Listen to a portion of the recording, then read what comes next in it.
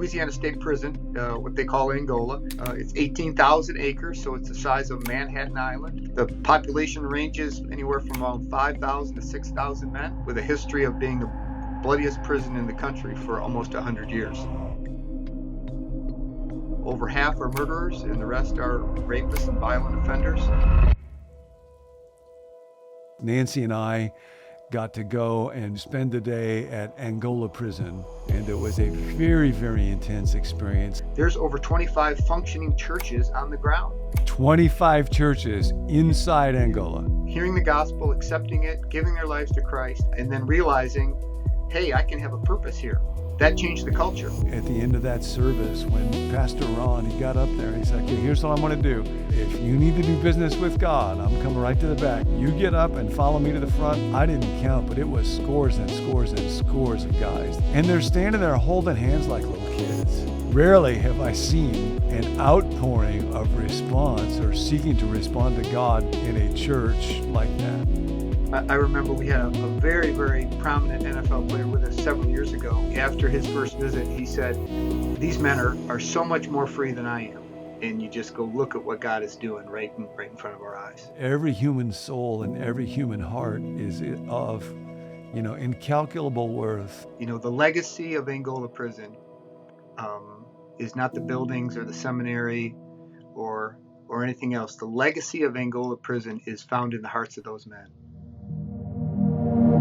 Hey, to everybody who is watching this right now, if you're part of Become New, if you are in the Fellowship of the Withered Hand, or you just happened on this, I'm so glad that you did. This is a unique conversation, and I want to introduce you to a friend and colleague of mine, former colleague of mine, Len Vanden Bos.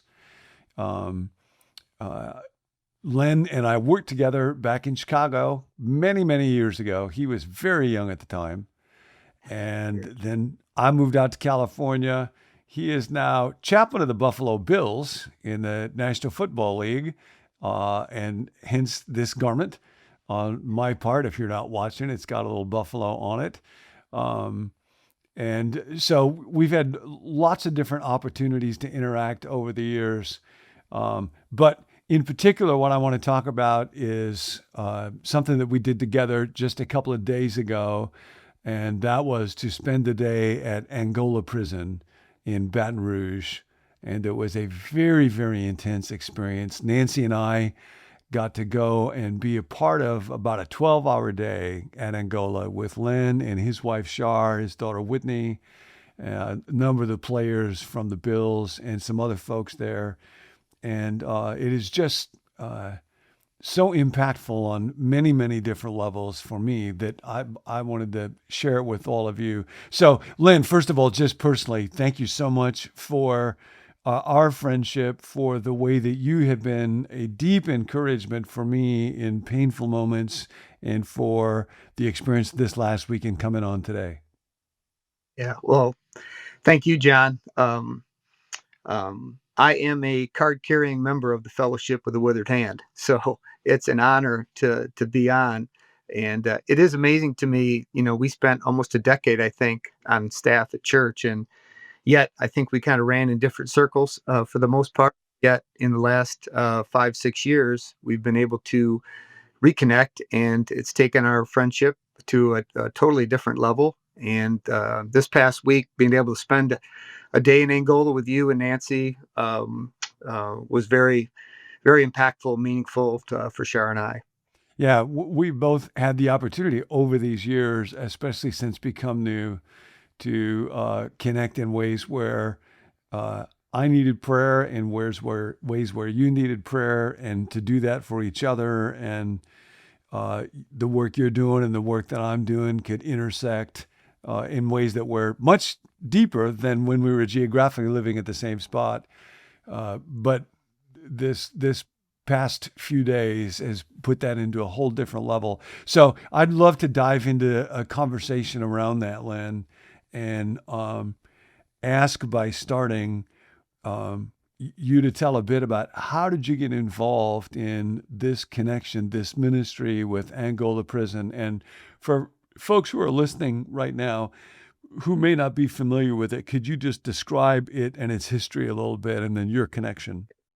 Yeah, absolutely. So it really started with a whisper. I spent 12 summers during my time at Willow Creek, working in the Upper Peninsula of Michigan with my brother Tim at Camp Paradise. And when we would have an off day, I would often go into town and play golf or just get away from camp for a day. And there was a prison right there on the main strip in this little town in the UP, and I would drive by that, several times a summer, and I distinctly remember God whispering me that I should get involved somehow, and um, I had no intention to take one of my few days off and spend it in a prison.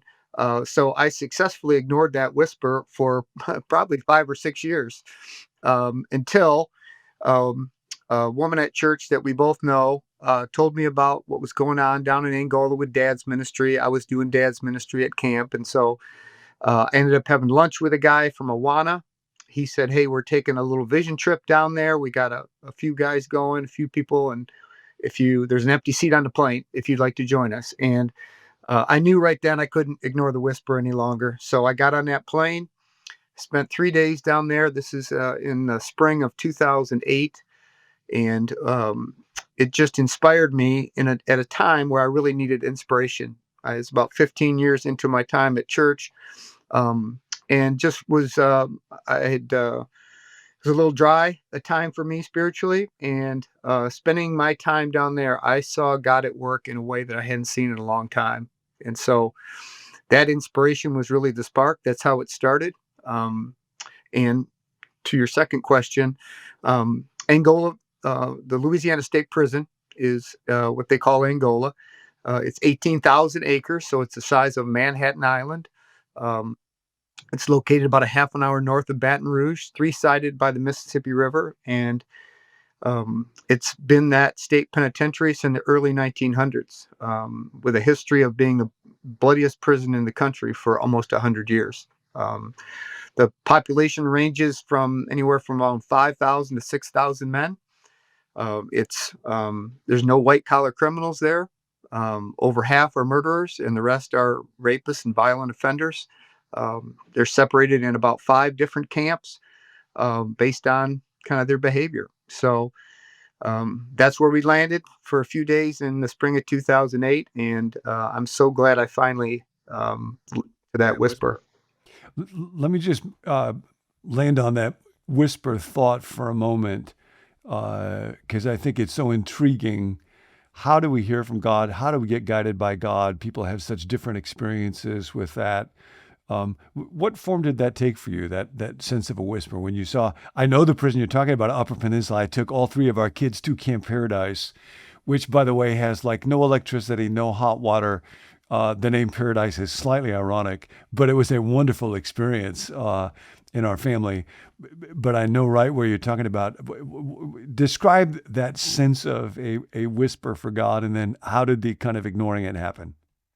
Yeah. So it really was just a tug of the heart. I remember driving to that prison, and the golf course was just down the road about a mile or two. And I was so interested in spending my day, away from people and playing golf. Yet when I would look to my left as I would drive out through Newberry and I saw the prison, I would just see the men outside. And it just tugged at my heart. Like, what is, how did they get there? What are they going through? What are their conditions like? And yet, within a few miles, I would see the golf course, and that would be out of my mind. And yet, time and time again, for like I said, probably 5 years, I would feel that same feeling, just kind of a tug in my heart. My eyes would catch, maybe an inmate's eyes from a distance, and um, it's amazing what you can do if you put it out of your mind. But it never really went. Yeah, yeah. Well, what a gracious thing of God to keep sending that thought back in for all of us. It just makes me think, how often do promptings or thoughts or concerns, something touch the heart, and I just don't pay attention to it. So it's a wonderful encouragement to all of us is to keep in mind the fact that God's always speaking.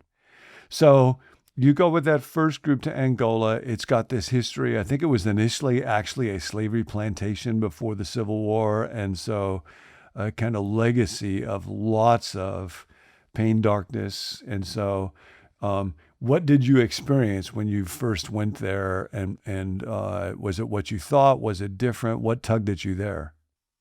Yeah. The first day we got there after a tour and everything, that night, they had what they call a Malachi Dads meeting. And Malachi Dads is a ministry that was started in Angola. It's now worldwide, but it's basically one inmate and one man from Rwanda started a ministry to help the men reconnect with their children on the outside. So many of these men came at an early age, so their children never really knew them. And so this ministry was designed on how to teach men to write letters to them, how to invite them in for a visit. If they would come for a visit, how to conduct that visit, just basically how to build a relationship uh, with with their children. And so I sat that probably several hours that night in a small hot classroom with probably 20 men at little tables, and there would be a little bit of a teaching time, and then they would sit and discuss.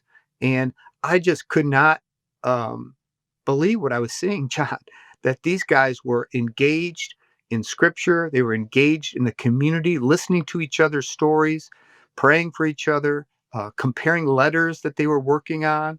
And it was just, I guess, an impression of community. Um, and just their engagement with the material and the scripture that was being taught. And I was just like, how can that happen in this place? And yet it was just so evident. And then the second thing I'd add quickly was that that night I happened to sit at a table and meet three or four of the guys that ended up being our core group, and they just welcomed me, and we talked, till late in the night, just sharing our lives. Yeah, the man who developed that Malachi Dad's curriculum was on the trip with us. And as you may or may not know, there's a passage in the book of Malachi right at the end of the Old Testament where it says God is going to turn the hearts of the fathers towards their children and the hearts of the children towards their fathers. And so that just beautiful passage is what this guy from Angola prison used to title this. And we saw men there these many years later with shirts that said Malachi Dads on them. And it struck me how part of what he talked about is often there'd be guys who come to Christ there in Angola and they may have had a child a long time earlier and they just don't know, how do I contact this child when I write them? How do I not say the wrong thing? How do I say the right thing to try to say that I want to be in their life, but give them enough time and space? What does love look? And it just struck me how um, only somebody from the inside, only somebody who has walked through that experience and had God's help with it, is going to have the kind of wisdom and insight to recognize that's what's going to need to happen, and that reality of people in the prison, people who have grown up facing those kind of challenges, paradoxically being enabled by God to minister to other guys is just Yeah, deeply inspiring. yeah. And just incredible, and that man Keith, who is now been free for several years now. um I remember him leading that night, and it wasn't around, hey, we're feeling sorry for ourselves or anything. It was a challenge. He's like, we have a responsibility, men, to be fathers, and just because we're in prison for life doesn't mean that we're gonna not live up to that responsibility. Well, and I for anybody, sorry, go ahead. I thought to myself, what kind of excuse do I have to not be the most engaged, loving father that I could be when I see my kids every day? And uh, just so a couple of years later, we actually had the Malachi Dads group write letters to the dads at Camp Paradise, Oh, wow. and we put them in a booklet, and that was kind of our curriculum that summer, is that they would read these letters, and the men in the Malachi Dads and Angola were challenging the men of Camp Paradise to scripture and time with their children. And it was just so that was an offshoot that came a couple years later. But again, it wasn't anything other than, you have responsibility, and let's go. And Well, Wow. Anybody who's Wow. watching this, you'll be able to tell real quickly from Len. He's got a coaching background, so he's got that deeply challenging, uh, genetic disposition, and I love that. I tend to be more on the teaching side of stuff, but the way that a good coach will just, take you right up to the edge and challenge and stretch you in really deep ways is a big part of Len, how God has wired you up. And I think that's part of what's striking in prison too, is where you might expect folks there to just have messages of self-pity, and many of them, although they may have done things where they made horrible choices, have also faced backgrounds very, very different than what I have or what you have. But their willingness to be challenged by God and to challenge one another goes so deep. So that's actually part of what I wanted to ask you about, that I know you have a heart for. Folks, listen to this. If you don't have a background with prison, you might think, well, people from the outside are going to bring God into the prison. I was thinking when I was there, the language that we'll use a lot on Become New is the fellowship of the withered hand, that somehow God is present with a special power in places where human failure, inadequacy, weakness, pain becomes most evident. I don't know that I have ever seen the fellowship of the withered hand more powerfully present than in that day in Angola. So say a little bit about God's presence there and ministry there, and what did you learn about God in prison?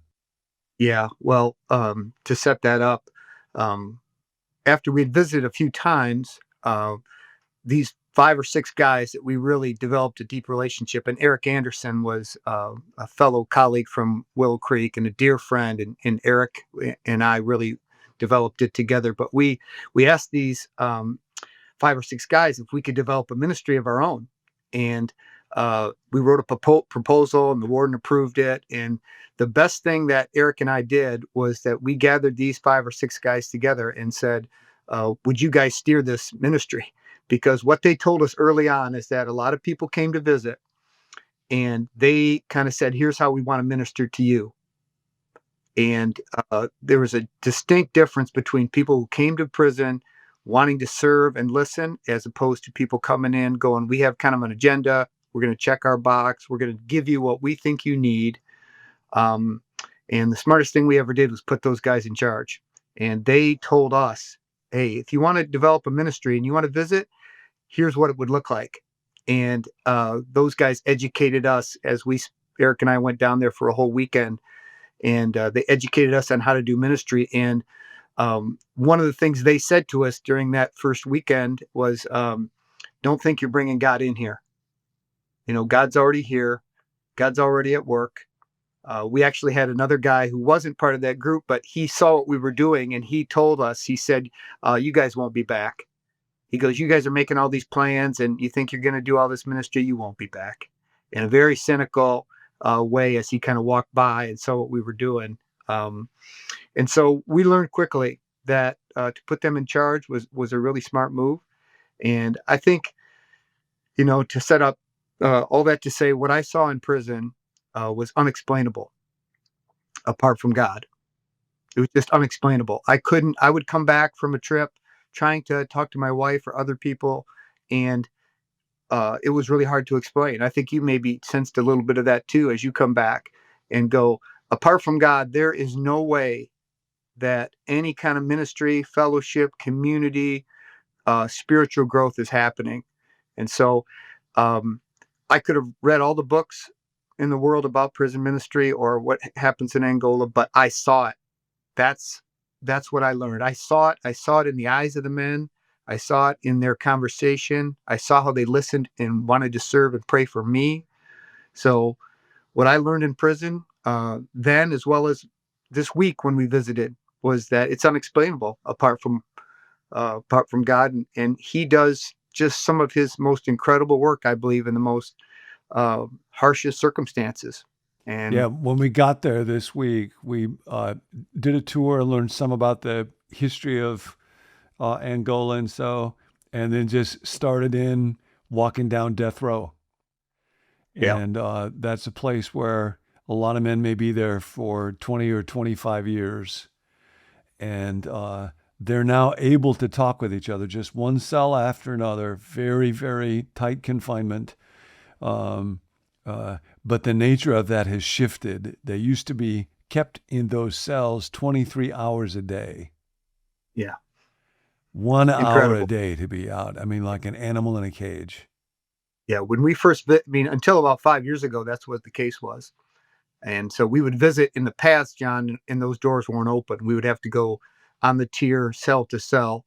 Now there's some community there between those 8 to 10 guys on that tier, and it's changed everything at death row. And go outside together as opposed to by themselves, and so that's one of the best examples of community that you'll see in the prison. No, and I remember seeing a plaque on the wall because they'll have like basketball teams and the death row champions. And I didn't even know what to do with that. How do you combine the agony of just that language, death row? But I remember when we were at this chapel service on that evening, and you or somebody talked about how we had been on death row, and one of the guys who had been there shouted out, "Life row." Yes, It's like God yes, is turning death row into life row. yes. Isn't that great? I mean, Yeah. just came from the audience, Yep. right? Just yeah, Yeah. yeah. No, And and walking through there, and Len, you had I think 4 NFL players, yeah, and I think you might have been talking about this, how their money, fame, opportunity, they're at the absolute top of the ladder. Death row in Angola is like at the absolute bottom of the ladder. yeah, And when they're there and they're just meeting together on the grounds of being God's men, God's children, and caring for one another, uh, the electricity around that was remarkable. But I'd say almost even more, like those encounters were amazing. But then there were 3 other guys with us who themselves had been in Angola for 25 whatever years and thought they would never get out and served as pastors there.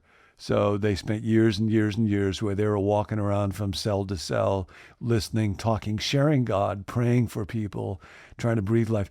And they got out, but they're coming back to do ministry. And seeing the guys inside those cells on those blocks when Pastor Ron came back, when Keith came back, and their faces just lit up because, like, this is my friend, and he's been where I've been, and if there's hope for him, there could be hope for me. I was unforgettable. yeah, yeah. Little context to that. So really the prison started to transform when the New Orleans Baptist Seminary started teaching classes, and now they have their own extension center, their own building, and so over 400 men have gotten their seminary degree in prison in Angola, and have become inmate pastors.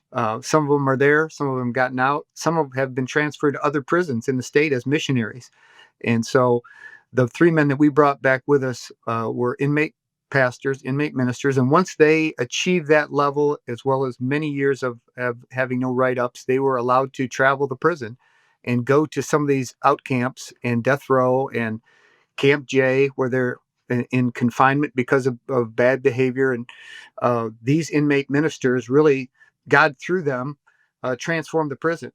The prison went from the bloodiest prison in the country to one of the safest, a model prison for many other prisons. Yeah, And so, for folks who may not know this story, uh, uh, Len, say a bit about, I think it was kind of in the 90s when there was a warden that was yeah, um, more open to kind of explicit religious Christian based ministry.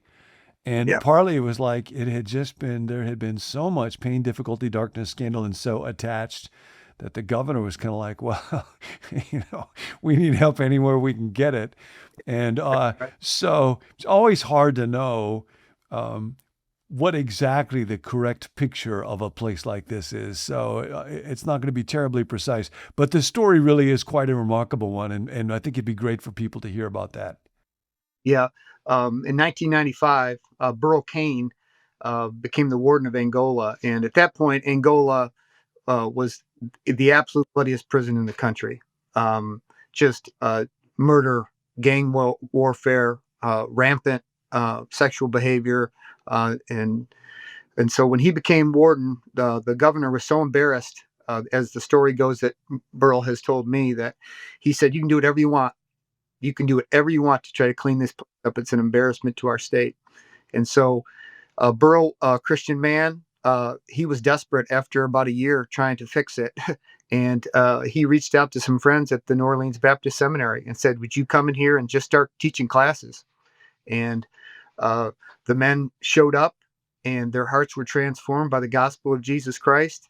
They gave their lives to Christ, and over time, more and more pastors came, or professors came, pastors came, and they developed their own seminary curriculum and doctrine and extension center. And over the years, as we speak right now, over 400 men have gone through it, and there's over 25 functioning churches on the grounds, and they meet. 25 churches Yeah, inside yeah, Angola. yeah, all run by inmate pastors. I mean, you met at the lunch that we had, you met several of them who are doing a small church on Tuesday nights at this Camp C, or they're doing a Saturday afternoon church at the main chapel. And there's these little congregations based on where they are, the location of where they are around the prison. And they have elders, and they have, um, um, I know, leadership development and assistant pastors. They have a whole culture of leadership development, but it all came from uh, these initial men accepting, hearing the gospel, accepting it, giving their lives to Christ, putting their hope in Him, and then realizing, hey, I can have a purpose here. I can have a real purpose, and that changed the culture. And here we, 30 some years later, that prison is still going strong. It's survived COVID. It's survived several wardens since Burl Cain retired. Um, Yet that culture is driven by those inmate pastors and their congregations. No, at the end of our time together, that we had a worship service in the chapel, um, and there were hundreds of guys in there. Interestingly, I think you were the one that was telling me about this. When Billy and Ruth Graham died, they had their caskets constructed by inmates from Angola prison. Yeah, yeah. The inmates, because somewhere in the high 80 or so percent, unfortunately, die there. Um, they make their own caskets. They used to have really cheap wood caskets that were or very, very poorly made. And so, again, years ago, Burl Cain started a program where they would build their own caskets as a way for them to dignify their fallen inmates. So they conduct their own. They have their own hospice that they volunteer to serve the men who are sick and dying. When they do die, they have their own very dignified horse procession to the cemeteries, coffins made, and Billy and Ruth, as I understand it, were so inspired by that they had their coffins made by Angola inmates. So there's so many stories around every corner in that place. You could spend, we've spent 17 years going there and have not even scratched the surface. No, we went into the hospice wing, and bed after bed after bed after bed after bed of every kind of medical desperation that you can imagine. And so for someone to be not just in prison, but in hospice, paralyzed, whatever was going on, it's just impossible to imagine a human life sinking to a kind of less dignified or lower status state than that.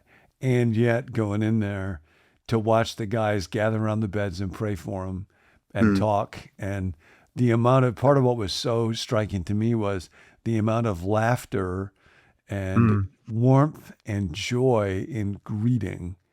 When you Yes. think of a place where there would be nothing but bitterness, resentment, and anger, was just was a stunning thing.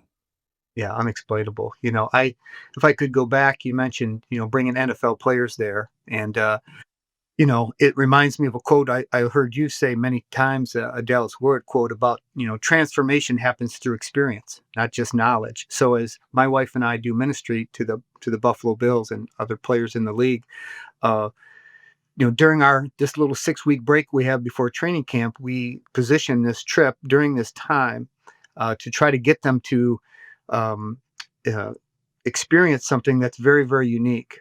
And like you mentioned before, these are what our society for sure would call the most of these, if you will. They have opportunity, they have fame and money and incredible talent. And yet, when we've probably brought 50 or more NFL players there over the years, and there is something that I witnessed firsthand when I would see them in hospice or in death row having a conversation that could only happen when these two people came together. And to a man that I brought, they have all said, we went in there thinking we were going to give, and I'm coming out so filled up because they get perspective that they can't get anywhere else. They can travel the world and do anything they want.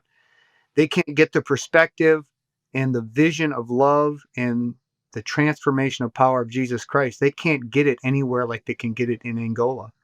And so that just happened as we started being chaplains. Is I just started inviting guys, and to a man, they've said, um, I remember we had a very, very prominent NFL player with us several years ago, all pro player, will be in the Hall of Fame someday. And he told me after his first visit, he said, these men are so much more free than I am. And uh, come back several times. And actually, it started a journey for him that continues to this day spiritually. But he realized that he had all that he wanted freedom wise on the outside. Yet he saw in these men time after time that they were free. They were so much more free than he was. And so that's become a big part of our ministry, is to try to create an experience for these guys to go down and go face to face with, the least of these and see Jesus. When at times we've done a little session there with the men and around the Matthew 25 passage where Jesus says, when you do it to the least of these, you do it to me. And I've had that thought several times, John, where I'd be looking into the eyes of a guy on death row or at hospice, and I'm saying, I'm talking to Jesus right now. I'm in the presence of Jesus. If what he said was true, which we believe it was, I'm in the presence of Jesus right here, and it's holy ground. It's really is holy ground. Yeah, no, and it's strange because Jesus said those words, and then you go and you think that cell, that bed, Jesus, Jesus, Jesus. And then there is a kind of spiritual power and dynamic that takes place where it's like, Jesus was exactly right. Somehow he knew, somehow he named. And I thought, I loved how you had the NFL players at that chapel service. So hundreds of inmates there. And then you have those guys all stand up and they're all looking out at him. And then you ask him, like, what brought you here? And one of the guys just started opening up. And I remember one of the coaches saying later, he talked more in front of hundreds of inmates right there than he'd heard him talk in 4 years with the team. And there was something about naming in that moment. Yes, I'm a follower of Jesus, and I'm here because I want to be a vessel of that kind of love. I want to experience, I want to receive it, I want to spread it. It's like you have to give it away to keep it. And you could just see something happening in that guy. Another one of the guys there shared deeply vulnerable stuff out of his own life and mistakes, bad choices that he's made that was just stunning to me. And in that setting, it removed every kind of barrier. It was very powerful. Yeah. Yeah. We very intentionally, that 12 hours is very intentionally laid out so that service is last. Um, and, as we disciple these young men and their wives and girlfriends, part of our community with the Bills, trying to give them the opportunity to express things. That it's not just them coming to a chapel or Bible study and listening and gaining knowledge, but trying to put them in situations where they get a chance to say, here's what I'm learning, here's where I'm growing. Um, and at the end of the day in Angola, some of them have said to me, when I tell them, hey, I'm going to put you up in front tonight, they're like, oh boy, I don't know if I want to do that yet. Uh, it's remarkable to watch them open up and to be accepted by this community, you know, and they all of a sudden they're part of a bigger family than they ever knew was available to them. So, and I want to say too, uh, your message that night as part of the service on Saturday, on the power of waiting between Good Friday and Easter Sunday. So many of the men will be talking about that and resonated with them, and you bless them in a powerful way, John. So I really Well, appreciate you doing. I was very, very, very aware of my own inadequacy in those moments and feeling like, okay, God, I need you to say something through this, because there'll be some settings where I'm speaking at it and I'll feel like, I think I know what to say and how to say it and how to be myself in it. And this was one where it was just like, it's just real clear. This is not about me trying to do a good talk, and it will just need help. Uh, but it was very striking at the end of that service when Pastor Ron, he got up there and he said, okay, here's what I'm going to do. I'm going to walk to the back of the room. And again, the room is just packed with hundreds of guys. And he said, now, if you need to do business with God, I'm coming right to the back. You get up and follow me to the front. We're going to go up to the front. We're going to pray for each other. This is time for you to do business with God. So stand up, get up right now. And I mean, I didn't count, but it was scores and scores and scores of guys that ended up in the front of that room. And they're standing there holding hands like little kids. Yeah, And with these guys in Angola prison praying for each other and just crying out to God. It was rarely have I seen an outpouring of response or seeking to respond to God in a church like that. yeah, yeah. And Pastor Hicks, as well as Keith and Ronnie Slim, the three guys that have been out now, all spent close to 30 years. Um, you mentioned this earlier, but I want to underscore it too. The one of the highlights, if you can call a trip like this, highlights, but watching, like you said earlier, the faces of other inmates light up when they see these guys, and it's not so much, hey, because you got out. I mean, they're very happy for them for sure, but it's because, hey, we spent time together and you haven't forgotten us. You're back here and you haven't forgotten us. And I mean, talk about faces lighting up in prison. Uh, at the end of, I remember at one of the tiers in death row, uh, Ron and the other guys went down there, and a guy had been there since 1998 on death row. And these guys all had visited him over the years. Once they became inmate pastors, again, there's 6,000 men there. You can spend years and not go to, visit everybody. But they had specifically spent time in death row. And to watch that inmate in the last cell on one of the tiers in death row, I just was at an angle where when he saw those guys coming towards him, his face lit up. And it was just, it's just the love between them was just so powerful to witness. Yeah, uh, I was thinking when I was preaching, this is always true, but somehow it's just inescapably vivid in prison that, Moses says, I set before you this day life or death. Mm, And there is yeah, a way that leads to life, and there is a way that leads to death. And every human soul and every human heart is of, incalculable worth. And we're all choosing all the time, one moment to the next, this way or that way. And it's easy to miss that. It's easy to not see it and to just drift and think, my life's okay. And in a setting like that, when you look at those faces, like who here doesn't desperately need to hear that they are loved by God? And the reality is we all do. It's just, so it's like, it seems a little unreal abstractly, but then you go there and actual reality just becomes clearer. yeah. It's something to experience for sure. Um, it's always good for Shar and I to bring new people that do come back, but to bring new people like you and Nancy, and just to watch. Um, I think all of you first time people that come in there are a little bit like, what's this going to be? Like I haven't been in this is new territory, and yet it doesn't take long between the tour and starting to visit some of these spots that Shar and I step back and just go, wow, look at this.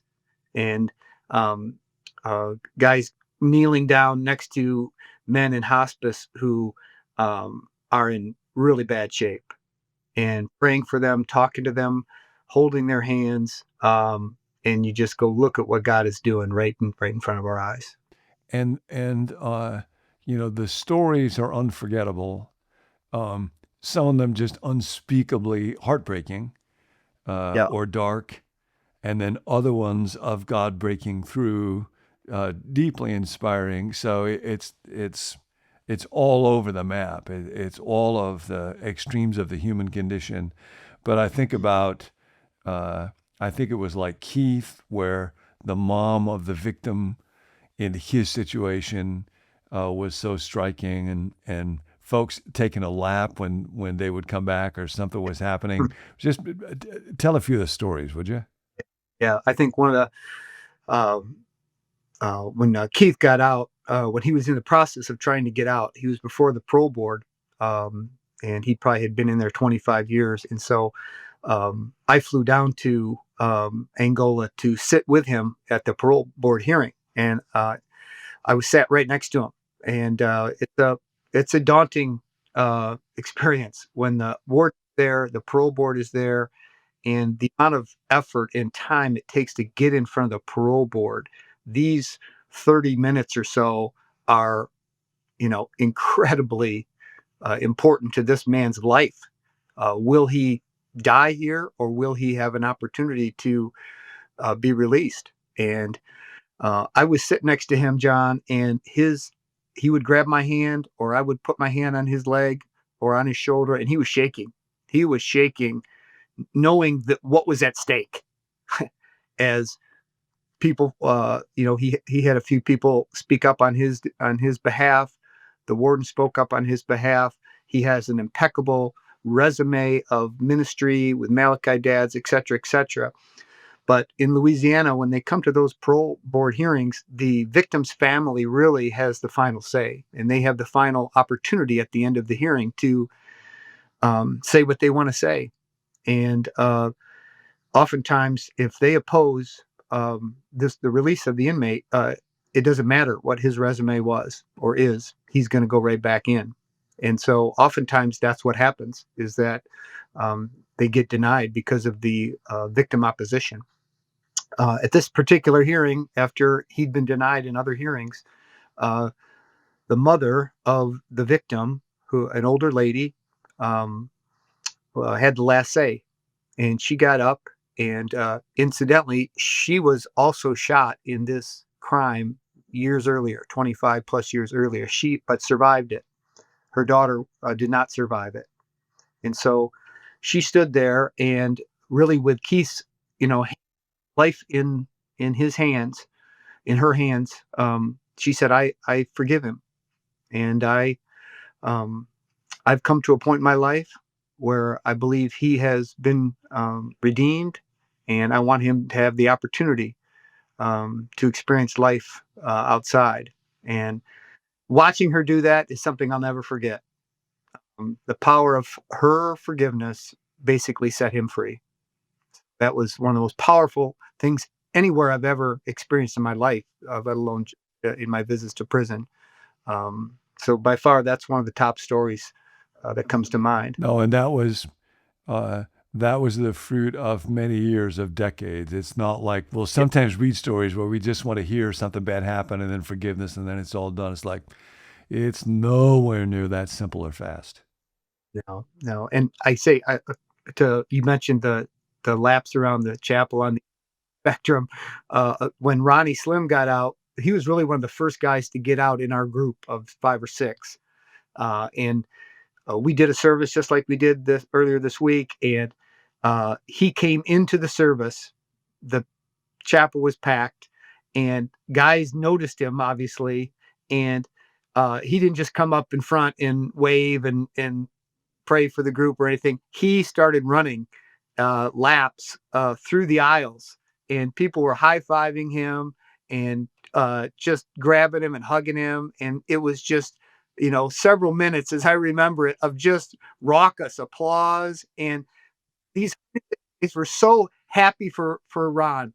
I mean, they were because he had been an inmate minister. They loved him, and for it was a vision of, hey, look at one of our guys got out. Isn't that great? But also just this connection of him being just full of joy.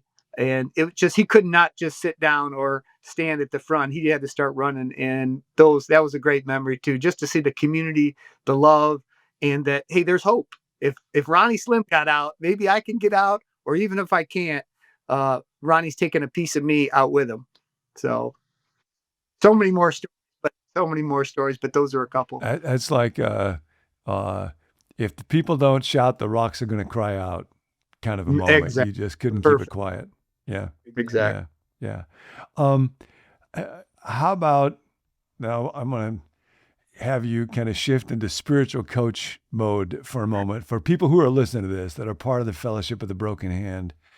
And you think about what this journey's been like, kind of what some of the lessons have been in prison. Um, and what difference does that make in my life? What difference does that make in the lives of the people who are listening right now? What are a few things that you would say as you look back on this for all of us who are part of the Fellowship of the Withered Hand? Yeah. Yeah. A couple things come to mind. First and foremost is don't miss the whisper. Um, I cannot think of what my life would have missed if, by God's grace, I eventually listened to that whisper, took a step to visit. Uh, Everybody in my family has been there multiple times. Uh, these men have become family to us. The ones that have gotten out have come to Buffalo, spoken at chapel, uh, and every time we continue to go down there year after year, I'm just so thankful to God for His persistence with that whisper. So my first encouragement was, um, follow it. And it's just a small step. For me, it was saying yes to a opportunity to go on a plane and see something I hadn't seen before. Um, but just pay attention and follow the whispers in big and small ways. The second thing I would say, this was a learning, but a learning that I think applies to all of us, is that uh, Ron Hicks, Pastor Ron, told me years ago, as we were discussing about how the men survive and how they thrive, as opposed to some of the men don't thrive there. Some of them are in addiction. Some of them are in behaviors that are keeping them in dark, dark places. And he told me, he said, at some point, a person has to transfer their hope from getting out of prison or something else that they put their hope in to putting their hope in Christ alone. He says, until they do, they're in prison. They're never going to get free until they transfer their hope completely. And there's a lot of men that we've met who work their case, and Ronnie has told me this, is that they're so obsessed with getting out that they're missing the opportunity that they have in prison to experience community and grow and open their hands and surrender. And he says until somebody does that, um, they remain in prison. And so the application for all of us is that I think if we're honest with ourselves, there are things that we put our hope in that are outside Christ. And we may never say that or verbalize it, but if we're honest with ourselves, there's things that if I can only do this, if I can only accomplish this, the NFL players identify with this tremendously. But it's when I surrender. And that's how those men in Angola have transformed the prison, is they surrendered and they said, look at the opportunity we have right in front of us. Um, there's a T-shirt that a ministry, not ours, but another ministry brought in there years ago that I saw that said, "Don't waste your life sentence." I love that. Yeah, Right, I and love that that. speaks to, uh, hey, you're here, and you have an opportunity to do ministry and love and get involved and grow. And do you hope to get out? Absolutely. Do we hope certain things happen in our lives? Absolutely, and we can pray for that and work towards that. But boy, if you just put all your eggs in that basket, you're not going to experience something that God may have for you in the midst of where you are. And so I think that again, I saw that, and Ron Hicks really taught me that. I think is applicable to all of our listeners. Yeah, no, I think that's where whatever you're suffering, it could be a health thing or a loss or divorce or separation or finance or job or family or whatever it is, emotional health, to not waste suffering, to look for a sense of calling in it. I just like if they can do that there, how can I not do that? Absolutely, for sure. Yeah, I was also struck. This is the last comment I'll make, and anything else you want to add to it, by the immensity of the need, Mm, and at the same time the importance of not being overwhelmed by it, but just finding what's one thing I can do. And we went to one of the amazing gifts by folks in mm, Angola. One of the guys on death row that sang, I'll never forget when we were clustering around him and he's just singing these worship songs that are incredible, his gifts. Another artist who is great. And he had done a version of a picture, a hand holding a starfish.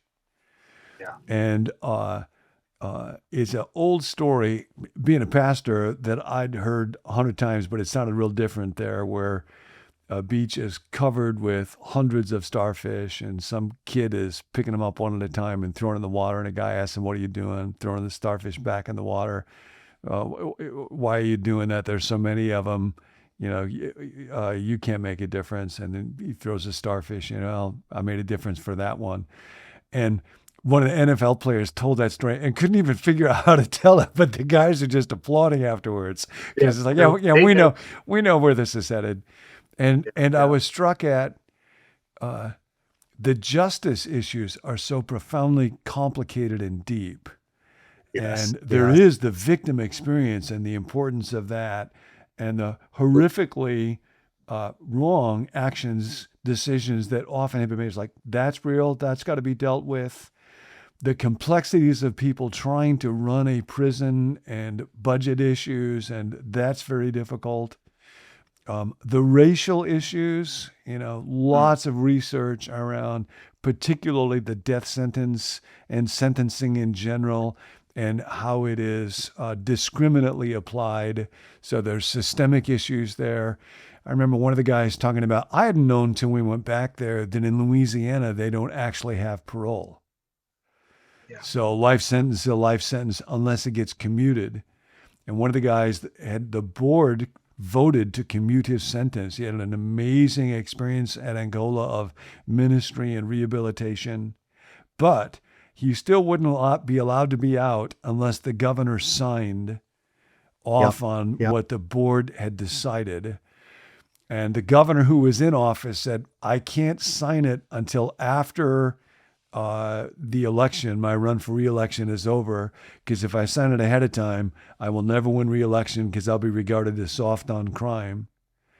And his opponent was never going to sign it because he was lock him up and throw away the key guy. So the complexities of, here is a prisoner who's had a board vote to commute his sentence, and his fate rests not on the Mm, facts of his case, but a yeah. political situation that's got nothing. So just the complexities can be overwhelming, but the need to start somewhere and try Yeah. to help one at a time and pray for the systems and for justice as well. Apart from God, it would just be overwhelming. Yeah. Yeah.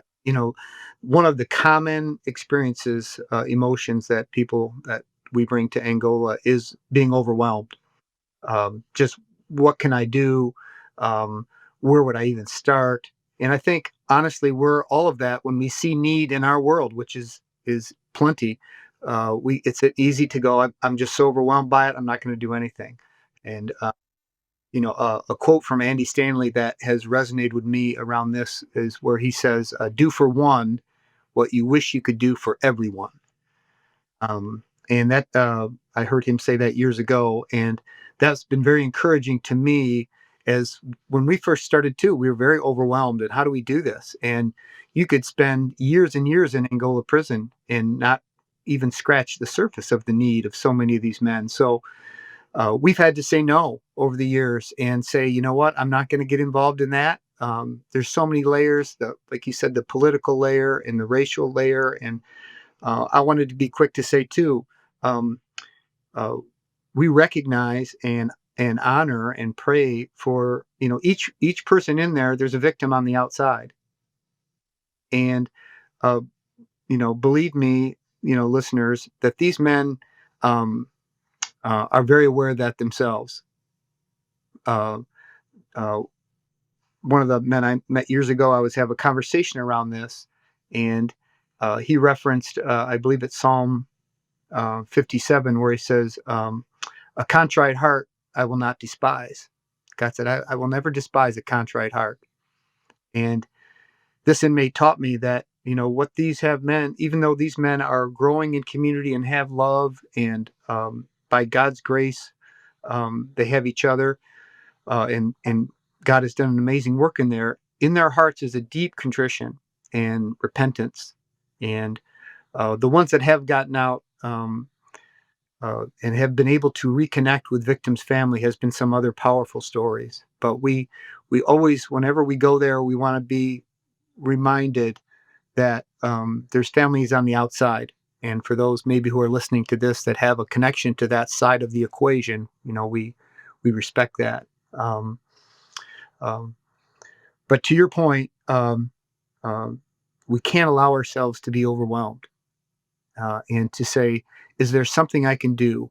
And it may not have nothing to do with prison ministry, but the call to the least of these, and to those in need that we have all around us, um, is a call from Christ to say, you want to show you want to show some fruit on being a follower. Um, Love these people. Do what you can for them. The poor, you're always going to have the poor. And so you have opportunity in front of you. So there really is no excuse not to get involved and do something. We just have to we got to pay attention to the whisper, because I believe God calls us in different directions, obviously, based on our giftedness and opportunities and where we are.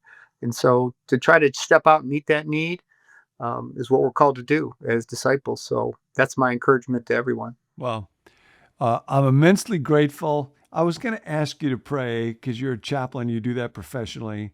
But I thought I want to pray for you, so I'm gonna close our time by praying. And God, I pray for the men in Angola prison, and I pray that you would work to bring contrition and healing and restoration and reconciliation and hope into a place that sorely needs it. I pray for the victims, that you would bring healing and a sense of justice. I pray for the wardens and the staff and the guards that have such a difficult task and are so often so deeply under-resourced. I pray for everybody who's listening to us right now, and that you will be whispering whatever it is that they need to hear from you, so that wherever Jesus is waiting for them, in prison, in sickness, alone, in hunger, without, that we would go to find him there. And then I pray for my friend Len. I thank you for him. I thank you for his family. You know just the particular challenges that he faces and where it is that he needs you. And I'm so grateful that we can be brothers together in the fellowship of the withered hand. I pray that you would pour out upon him and his work all of the blessing that he can safely absorb. And we put all of this in your hands and pray it together in Jesus' name. Amen. Amen. Thanks, Len. Amen. Thank you, John. Appreciate it. I would add, if I could, to God be the glory. The legacy of Angola prison is not the buildings or the seminary or anything else. The legacy of Angola prison is found in the hearts of those men. That's the legacy that God has demonstrated. And so, if you get nothing else, to be reminded of God's redemptive power in whatever circumstances that we're in. He's able. So thank you for this opportunity to share, and I appreciate you, John, and Nancy too. Hey, thanks for joining us. Be sure to subscribe so you don't miss any future episodes from John. You can also visit our website, becomenew.com, to access all of our videos there, or subscribe for the emails that go with each video. But my personal favorite way to stay in the loop with Become New is by text. We will send you a text message every morning that we release a new video with the title of that video and just the link to the video. So if you want that, you can text the word BECOME to the number 855-888-0444 and we'll get those messages to you. If you've got a prayer request, there's a group of us who meet each weekday, Monday through Friday, for 1 hour to pray for viewers just like yourself. So you can text or email us your prayer request at 855-888-0444 or at connect@becomenew.com. Remember, the most important thing about your life is the person you become. We'll see you next time.